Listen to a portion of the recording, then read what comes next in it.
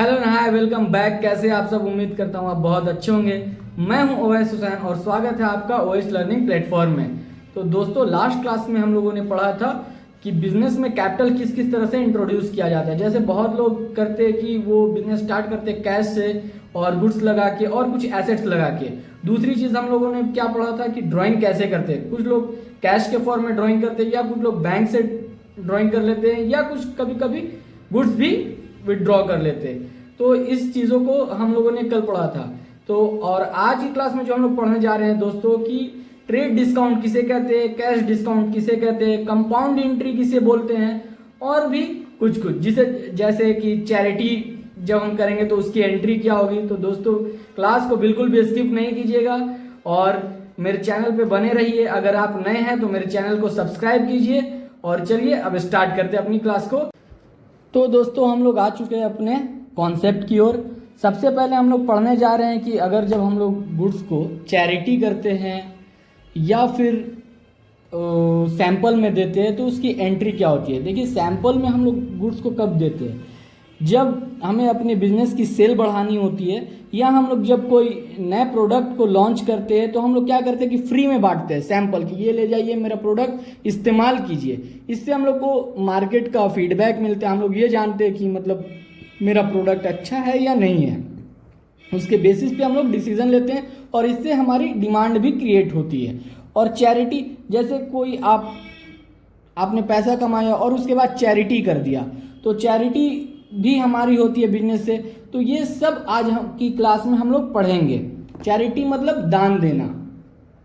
तो चलिए इसकी एंट्री को समझते हैं और ये जानते हैं कि इसमें कौन कौन से अकाउंट इन्वॉल्व हैं। तो देखिए, जब हम लोग गुड्स को सैंपल के तौर पे बांटते हैं तो क्या होता है, जब हम लोग गुड्स को सैंपल में बांट रहे हैं तो इसका भी डुअल इफेक्ट होगा। एक क्या होगा कि आपका स्टॉक तो कम हो जाएगा और दूसरा क्या होगा कि आप चैरिटी कर रहे हो तो इसमें दो अकाउंट इन्वॉल्व हो गए। पहला क्या, एक तो आपका फ्री सैंपल और दूसरा आपका स्टॉक। अब हम लोग होता क्या है कि हम लोग अपना स्टॉक तो लिखते नहीं है, हम लोग जब डेबिट करते हैं परचेज को डेबिट करते हैं। इसीलिए हम लोग अपना स्टॉक को घटाने के लिए क्या करते हैं फिर कि हम लोग परचेज को भी क्रेडिट कर देते हैं। क्यों? क्योंकि अब तो ये मेरे पास सामान रहा नहीं। अब जब मेरा स्टॉक ही इतने रुपए से खत्म हो गया तो मेरा परचेज भी तो खत्म हो गया ना। तो स्टॉक को घटाने के लिए क्या करते हैं कि परचेज को हम लोग क्रेडिट कर देते हैं। तो चलिए देखते हैं। सबसे पहले एडवर्टाइजमेंट, फ्री सैंपल या आप कह लीजिए चैरिटी, ये सब हमारे बिजनेस का एक तरीके से नुकसान होता है। चैरिटी है वो भी नुकसान है बिजनेस का। अब ये दिल पे लगा के मत बैठ जाइएगा कि चैरिटी करना नुकसान की बात है, ऐसी बात नहीं। ये बिजनेस के लिए एक तरह का नुकसान है, ठीक है। अब पाप है कि पुण्य है वो अलग चीज़ है। तो चैरिटी हमारे बिजनेस के लिए नुकसान है। एडवर्टाइजमेंट करना, आपका प्रोडक्ट के लिए आपको फ्री में सामान देना पड़ रहा है, ठीक है, तो आपके लिए क्या है, एक तरह का नुकसान हो रहा है। तो आप एंट्री क्या करेंगे, क्योंकि चैरिटी हो या फ्री सैंपल में आप बांट रहे तो आपका लॉस है। या अब लॉस क्या है, नॉमिनल अकाउंट है और नॉमिनल अकाउंट में all expenses and losses are debited, ठीक है। इसीलिए हम लोगों ने क्या किया, चैरिटी अकाउंट डेबिट। क्यों? क्योंकि ये नॉमिनल अकाउंट है तो नॉमिनल के हिसाब से क्या हो गया, ये डेबिट हो गया, ठीक है। और दूसरा चीज फ्री सैंपल या एडवर्टाइजमेंट भी कह लीजिए। तो फ्री सैंपल हमारा क्या है, फ्री में आपका माल चला जा रहा है बिना 1 रुपये के हासिल वसूल के, तो ये आपका एक तरीके से नुकसान है। और नुकसान को नॉमिनल अकाउंट में क्या करते हैं, डेबिट करते हैं। तो यहाँ पे हम लोगों ने डेबिट कर दिया। अब परचेज को ही क्यों क्रेडिट किया? तो मेरे भाई, ये हम क्या कर रहे हैं कि जब हम लोग माल खरीदते हैं ना तो स्टॉक डेबिट नहीं करते कि चलो स्टॉक अकाउंट डेबिट कर दे रहे हैं। हम लोग क्या करते हैं, परचेजेज अकाउंट डेबिट। तो जब हमारा उसमें होता क्या रियल में कि स्टॉक आता है तो अब यहां से तो हमारा स्टॉक खत्म हो गया, तो अब हम लोग क्या करेंगे, परचेज अकाउंट को क्रेडिट कर देंगे। Being goods given as free sample और एज चैरिटी, ठीक है। तो इसका नरेशन भी लिखना बहुत जरूरी होता है। अब दूसरा जो एग्जाम्पल है, in case of goods stolen और लॉस इन ट्रांजिट। अब बहुत बार क्या होता है कि आपके बिजनेस में चोरी हो गई, सपोज कीजिए दुकान में चोरी हो गई, तो चोरी में हुआ क्या, आपका माल तो लेके चला गया कोई दूसरा, आपका नुकसान हो गया। या माल आप कहीं से मंगवा रहे थे, वो लॉस हो गया, ट्रांजिट में ही बर्बाद हो गया। तो इससे क्या होता है कि आपका स्टॉक तो खत्म हो गया, क्योंकि जब आप मंगवा रहे होंगे तो आपने एंट्री क्या किया होगा, purchases account debit to cash, ठीक है। बट अब क्या हुआ कि आपका जो माल है वो तो बर्बाद हो गया, वो चोरी हो गया, नुकसान हो गया। तो ये क्या है, नॉमिनल अकाउंट में all expenses and losses are debited, इसलिए हम लोग क्या करेंगे, loss by theft account debit अगर चोरी हुआ होगा, या loss of goods in transit अगर रास्ते में बर्बाद हो गया होगा, टू परचेज अकाउंट, क्योंकि हम लोगों ने परचेज की एंट्री डाल दी होगी जब हम लोग खरीदे होंगे, जब पेमेंट किए होंगे। तो अब क्या करेंगे कि हम उसको क्रेडिट कर देंगे, क्यों, क्योंकि ये मेरा स्टॉक तो आया ही नहीं, खत्म हो गया, बर्बाद हो गया, तो हम लोग स्टॉक को घटा देंगे, being loss of goods by theft और इन ट्रांजिट। अब समझते हैं कि कंपाउंड एंट्री किसे कहते हैं। तो दोस्तों, जब किसी ट्रांजैक्शन में एक या एक से ज़्यादा अकाउंट इन्वॉल्व हो जाए, डेबिट और क्रेडिट हो जाए, तो उसे हम लोग क्या कहते हैं, कंपाउंड एंट्री कहते हैं। जब किसी ट्रांजैक्शन में एक या एक से ज़्यादा लेन देन हो गई हो, या अकाउंट को डेबिट क्रेडिट करना हो, तो उसे हम लोग कंपाउंड एंट्री कहते हैं। जैसे, और इसको करने के एक फ़ायदा भी है, जैसे हम लोग कंपाउंड एंट्री को करेंगे ना, तो हमारी क्या होगी कि जर्नल एंट्री बहुत कंसाइज और ऑर्गेनाइज हो जाएगी। एग्जाम्पल से समझिएगा, बहुत ज़्यादा क्लियर होगा। अब जैसे हम लोगों ने goods purchased for 15,000 from Shyam and 5,000 paid, हम लोग 15,000 का माल खरीदे हैं, जिसमें 5,000 रुपया पे किए हैं और 10,000 रुपये का उसमें क्रेडिट पे ले लिया, ठीक है। मतलब साफ साफ यही है कि 15,000 का माल खरीदे और 10,000 रुपया उधार लगा के हम लोग आ गए।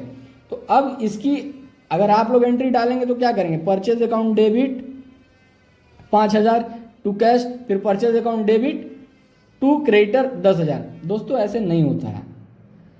ऐसे क्या है कि आपकी जर्नल एंट्री थोड़ा बड़ी हो गई। अब क्या है कि इसको कंसाइज कीजिए और ऑर्गेनाइज कीजिए। अब एक ही ट्रांजैक्शन में दो या दो से ज़्यादा अकाउंट इन्वॉल्व हो गए, तो अब हम लोग क्या करेंगे, सबसे पहले परचेज अकाउंट डेबिट। परचेज को डेबिट क्यों करते, क्योंकि ये हमारा एक्सपेंस है। नॉर्मली होता तो ये रियल अकाउंट है, क्योंकि हमारा स्टॉक आ रहा है, हमारे बिजनेस में स्टॉक आ रहा है, इसलिए डेबिट व्हाट कम्स इन।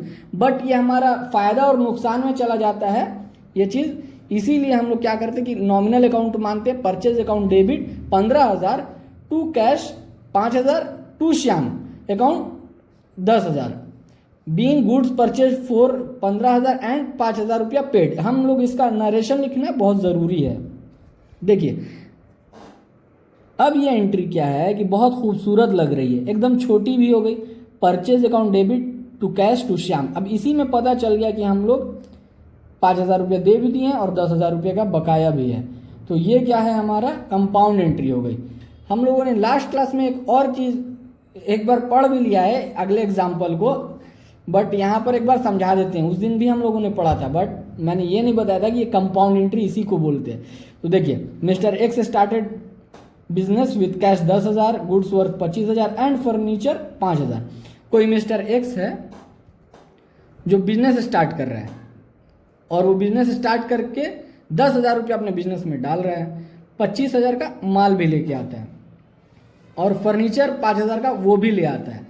अब क्या हुआ कि देखिए, इसमें एक ही ट्रांजैक्शन तो एक ही है, बट अकाउंट मल्टीपल है। एक अकाउंट तो हो गया कैश अकाउंट, दूसरा हो गया गुड्स अकाउंट, तीसरा हो गया फर्नीचर अकाउंट।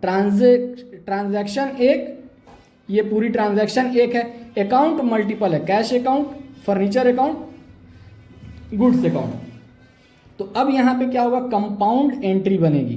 कंपाउंड एंट्री सबसे पहले कैश अकाउंट डेबिट, क्यों कि बिजनेस में कैश आ रहा है, रियल अकाउंट है कैश, तो debit what comes in. Purchase account, ये हमारा एक्सपेंस है, तो all expenses and losses are debited, 25,000 रुपया डेबिट भी हो गया।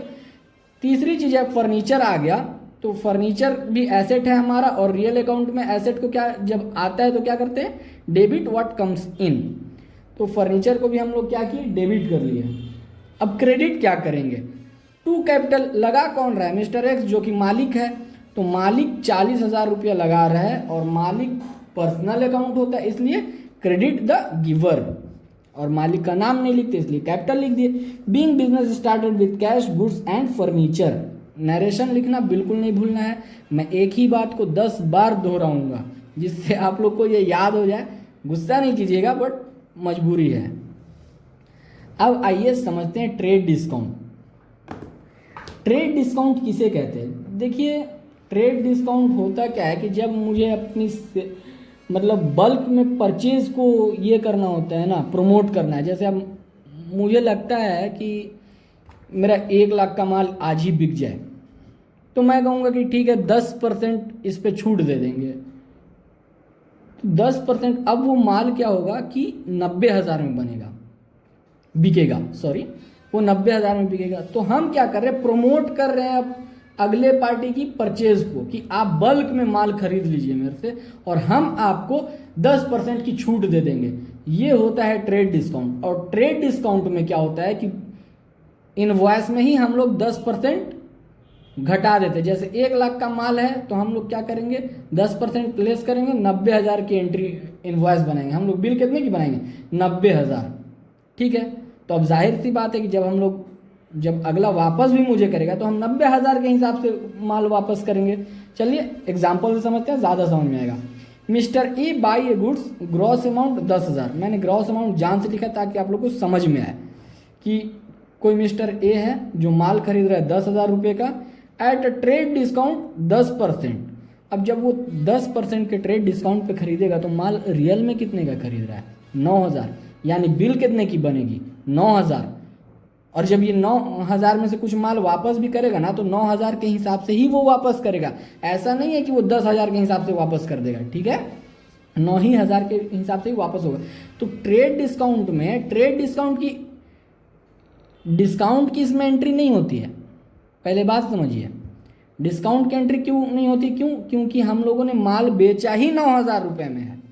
10,000 का माल हम लोगों ने 9,000 रुपये में बेचा ही है।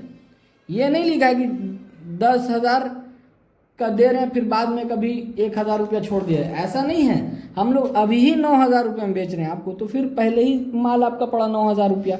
एंट्री क्या होगी, purchase account debit to creditor account, या कैश अकाउंट होता। अगर पैसा दे के लाते तो क्या होता हमारा, टू कैश अकाउंट। तो purchase all expenses and losses are debited, और टू क्रेडिटर होगा। क्योंकि हमारी लाइबिलिटी बढ़ रही है। या ऐसे भी समझ लें, क्रेडिटर हमारा पर्सनल अकाउंट है और क्रेडिटर जो भी है वो हमें माल दे रहा है, तो क्रेडिट द गिवर, तो टू क्रेडिटर अकाउंट हो गया। Being goods purchased. अभी आइए अगला एग्जांपल समझते हैं कैश डिस्काउंट का। कैश डिस्काउंट को भी समझेंगे और उसके एग्जाम्पल को भी समझेंगे।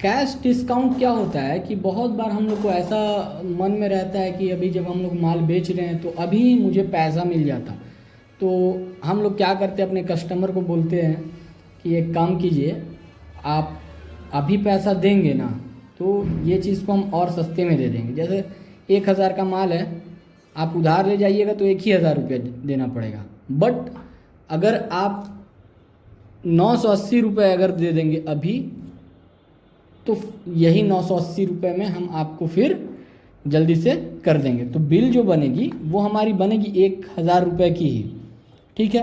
अब उसकी मर्जी अभी देगा कि कब देगा। तो क्या होता है, mister A sold goods to mister B and receive 980 रुपया in full and final payment.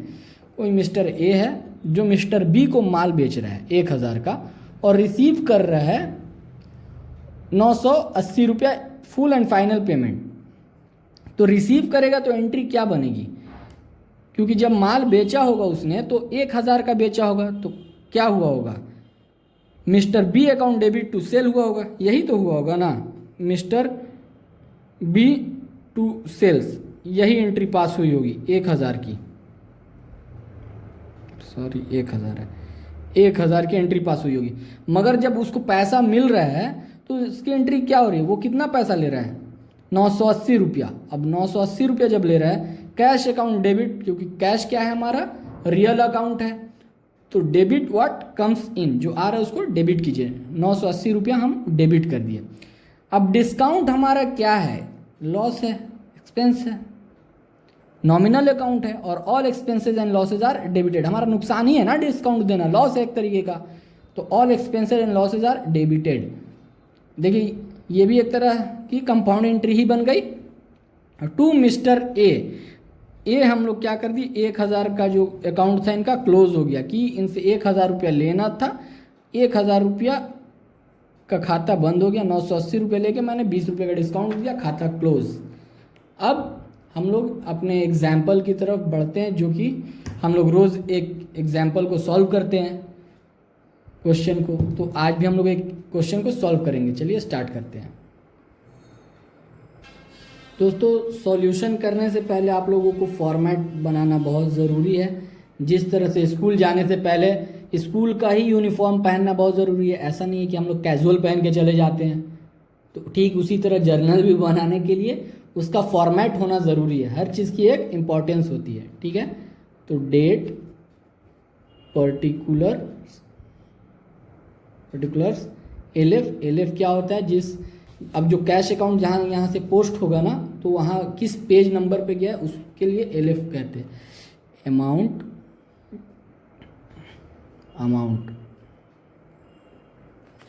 चलिए अब क्या हो रहा है मेरा कि 1/10 को 24 होता क्या है कि mister A started business with cash and goods worth 10,000। Mister A ने अपना मतलब स्टार्ट किया बिजनेस जिसमें 50,000 वो कैश लाते हैं और गुड्स लाते हैं 10,000 का। देखिए अभी हम लोगों ने पढ़ा था कंपाउंड एंट्री, एग्जाम्पल यहीं पर है। तो एक ही ट्रांजैक्शन में मल्टीपल अकाउंट है। मल्टीपल अकाउंट कौन कौन सा, एक कैश अकाउंट है, दूसरा परचेज अकाउंट है, तीसरा कैपिटल अकाउंट है। Cash account, debit, purchase account,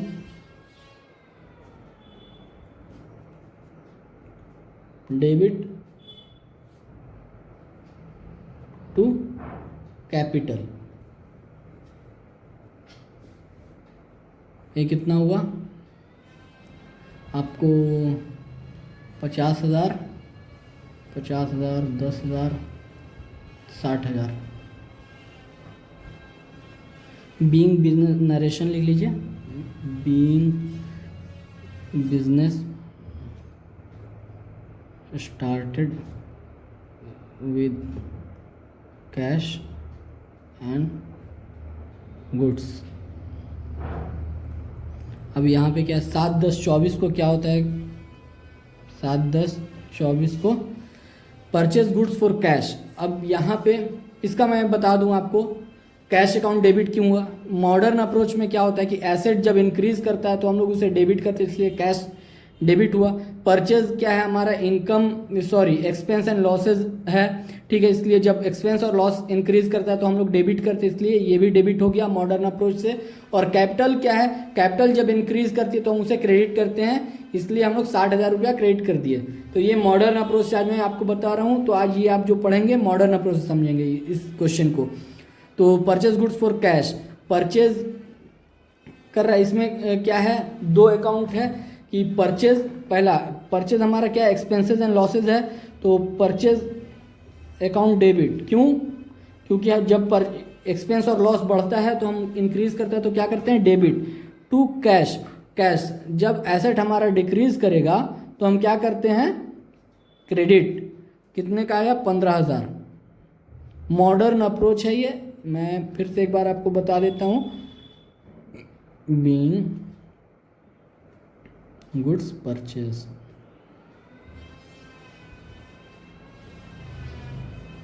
7-10। अब 10-10 के ट्रांजैक्शन में क्या होता है, 10-10 sold goods for cash.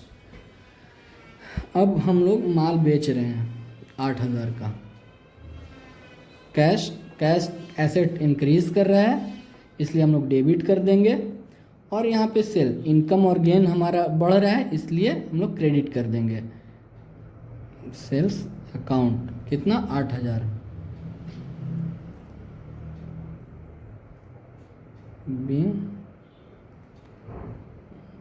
Goods sold. अब यहाँ पे हम लोग टोटल लगा लेंगे, उसके बाद क्या कैरी फॉरवर्ड कर लेंगे। और सॉरी मैं रोज डबल लाइन दे देता हूँ, सिंगल लाइन होगी मेरे भाई। यहाँ हो गया आपका 83,000। अब हम लोग इसको जब चेंज करेंगे फिर फॉर्मेट बनाते हैं। दोस्तों पेज चेंज हो चुका है, यहाँ से मैंने जो लास्ट इसमें किया था ब्रॉड फॉरवर्ड कर लेता हूँ। 83,000 रुपया, 83,000 रुपया था लास्ट पेज पे कैरी फॉरवर्ड, तो यहाँ पे भी जो पैसा आएगा ब्रॉड फॉरवर्ड हो जाएगा, ठीक है। और 10-10 तक एंट्री हो चुकी थी। अब एंट्री जो होगी 11 तारीख को होगी, क्योंकि मैं पहले ही से देखो लिख लेता हूँ सारे ट्रांजैक्शन को, क्योंकि पेज बदलना होता है तो दिक्कत होगी, तो यहाँ से मैं करा रहा हूँ, ठीक है। तो 11-10 का जो ट्रांजैक्शन है, डिपॉजिटेड इनटू बैंक 2,000। अब हमारा देखिए बैंक भी हमारा एसेट है, इंक्रीज हो रहा है, डेबिट टू कैश भी हमारा एसेट है, डिक्रीज हो रहा है, क्रेडिट 2,000 रुपया, being cash deposited into bank. 15 तारीख का ट्रांजैक्शन क्या कहता है कि purchase goods on credit from B. अब बी से माल खरीदता है ये क्रेडिट पे, तो परचेज हमारा क्या है, एक्सपेंसेस एंड लॉसेज है, वो इंक्रीज हो रहा है, तो क्या होगा, डेबिट होगा। Purchase account debit. अब बी से खरीद रहा है तो बी हमारा क्या है, लाइबिलिटी है, लाइबिलिटी इंक्रीज करेगी तो हम क्या करेंगे, क्रेडिट कर देंगे। अब यहाँ पे 12,000 रुपया ये हो गया। अब आइए बीइंग, हो being goods purchased from be on credit. मेरे स्पेस कम है इस वजह से मैं एलएफ में भी लिख दे रहा हूँ, आप लोग कोशिश कीजिएगा कि ना लिखे, थोड़ा छोटा लिखें, ठीक है। और देखिए बी का अकाउंट मैंने क्यों लिखा, हम लोग क्यों लिखते हैं बी का अकाउंट, क्योंकि हम लोग इस पे क्रेडिट पे ला रहे हैं, और जब कैश से हम लोग माल लाते हैं और किसी के पास से लाते हैं तो हम लोग कैश में ये नहीं लिखते कि फलाने के पास से लेके आ रहे हैं। ऐसा नहीं कि हम लोग कैश देंगे बी को तो लिख देंगे कि, तो भी लिख देंगे टू बी अकाउंट, क्योंकि जब पैसा ही दे दिए तो फिर पार्टी का नाम लिखने से मतलब क्या है, कोई फ़ायदा ही नहीं है। इसीलिए हम लोग लिखते हैं पार्टी का नाम, कि पता चले कि उधार पे किससे खरीदाया और कैश पे किससे खरीदाया, ठीक है। कोई मतलब नहीं बनता है उसका नाम लिखने से अगर कैश में खरीदाया है तो, ठीक है। अब 17 तारीख का ट्रांजैक्शन क्या है, 17-10 purchase furniture for cash. Furniture क्या है, मेरा एसेट है, इंक्रीज कर रहा है तो हम डेबिट कर देंगे, और कैश भी हमारा एसेट है, डिक्रीज कर रहा है तो क्रेडिट कर देंगे। और ये 5,000 का फर्नीचर भी खरीदा गया, बीइंग फर्नीचर परचेज्ड, ठीक है। 19 को सोल्ड गुड्स टू सी, 19-10 को सोल्ड गुड्स टू सी, ठीक है। कितने का, 18,000, ठीक है दोस्तों। ये हो गया थोड़ा सा मिस्टेक मेरे से, तो C account, C's account debit 18,000 to sales 18,000। अब सी को हम डेबिट, क्योंकि अगर कैश देता तो वो मेरा एसेट बनता। नहीं भी दे रहा है, बनेगा तो एसेट ही ना ये मेरा, लेंगे तो कभी ना कभी ज़रूर। C account debit to sale. Sale क्यों? इनकम हमारा बढ़ रहा है, रेवेन्यू बढ़ रहा है, तो being goods sold to C on credit. ठीक है। अब आइए 20 तारीख को क्या हो रहा है? Salary paid 20/10। सैलरी हमारा क्या एक्सपेंसेस एंड लॉसेस है, और ये जब इंक्रीज करेगा एक्सपेंस और लॉस को हम क्या करेंगे? डेबिट करेंगे। Salary account debit. एक्सपेंस और लॉसेस जब इंक्रीज करता है तो उसको क्या करते हैं? Debit to cash account. Cash हमारा एसेट है और वो डिक्रीज हो रहा है तो हम क्रेडिट करते हैं 7,000।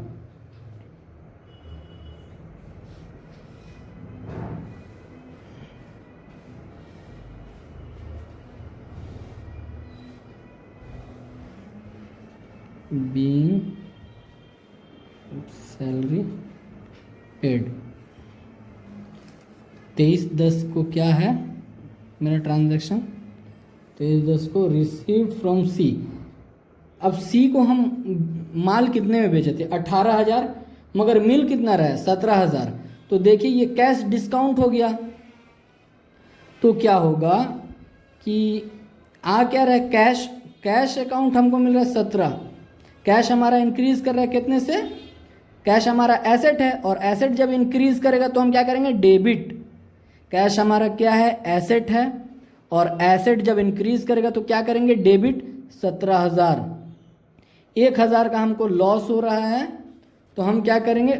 डिस्काउंट अलाउड, क्योंकि हम उसको डिस्काउंट दे रहे हैं इसलिए डिस्काउंट अलाउड। अकाउंट डेबिट 1,000, क्यों? क्योंकि एक्सपेंस और लॉस भी बढ़ रहा है तो 1,000 से उसको भी डेबिट कर दिए। To C's account 18,000। Being amount receive from C in full and final settlement.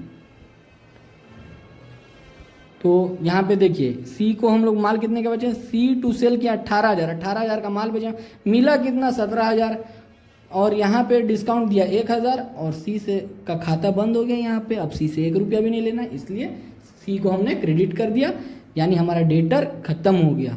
इसलिए हम लोग जिसको माल हम बेचते हैं उधार में उसको क्या कहते हैं? डेटर। इसलिए हमने अब डेटर को ख़त्म कर दिया। जिसको उधारी में माल बेचते हैं डेटर कहते हैं। ठीक है, कॉन्सेप्ट भी आपको नया मिल गया। 25/10। अब 25/10 का क्या ट्रांजैक्शन? इंटरेस्ट रिसीव कर रहा है 1,000 का। 1,000 का जो इंटरेस्ट रिसीव कर रहा है, तो इंटरेस्ट हमारा क्या है? इनकम एंड गेन है, और इनकम एंड गेन जब हमारा बढ़ता है तो हम क्या करते हैं? क्रेडिट। दूसरे साइड में क्या हो रहा है? कैश हमारा इंक्रीज कर रहा है, क्योंकि 1,000 मिलेगा तो क्या होगा? कैश भी इंक्रीज हो जाएगा, और कैश हमारा क्या है? एसेट है। कैश हमारा क्या है? एसेट है, और एसेट जब इंक्रीज करेगा तो डेबिट टू इंटरेस्ट।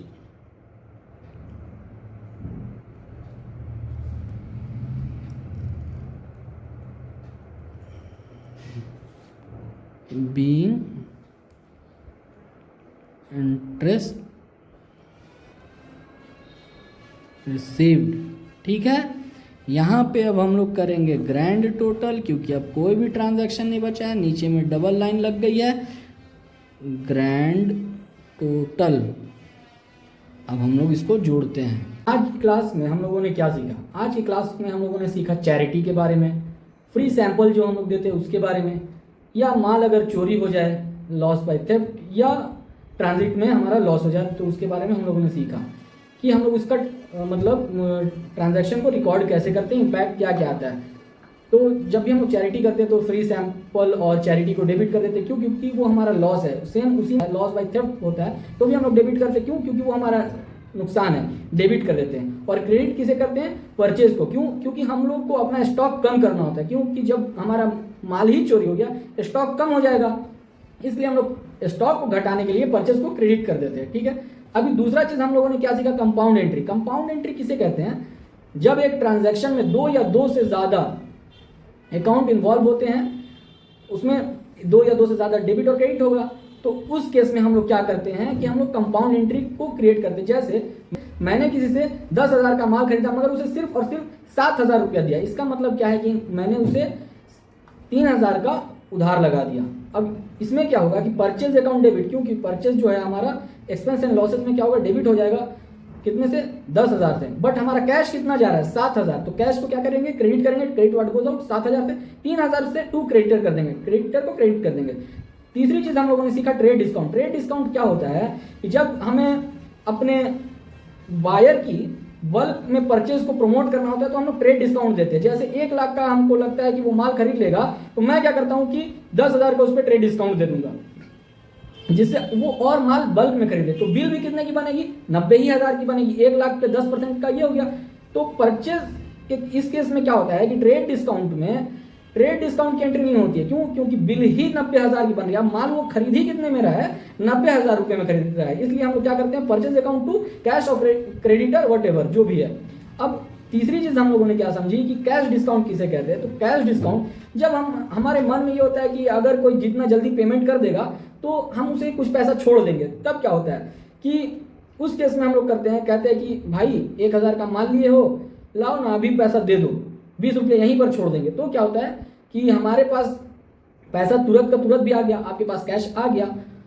ऐसे क्या है कि आपको इंतजार करने की जरूरत नहीं कि अगला कब देगा नहीं देगा, 2 पैसे की मतलब उसको तो लालच होगी ना कि मेरा इतना रुपया बच जाएगा, तो क्या होगा कि कैश दे देगा 980 रुपया और उसका 1,000 का माल 20 रुपये के फायदे पे आ जाएगा। तो इसे हम लोग कहते हैं कैश डिस्काउंट। दोस्तों आप अपने नोट्स को बनाना बिल्कुल ना भूलें, प्रैक्टिस बार बार करें, बहुत बार करें, जितना ज़्यादा हो सके करते रहें, ठीक है। और अगर मेरे चैनल को सब्सक्राइब नहीं किया है तो इसे सब्सक्राइब करें। अगर आपका कोई सा भी डाउट क्रिएट हो रहा है तो आप कमेंट में ज़रूर बताएं, मैं उस डाउट को अगले वीडियो में सॉर्ट आउट कर दूंगा। तो चलिए यहीं पर अपनी क्लास को खत्म करते हैं। आज के लिए इतना ही।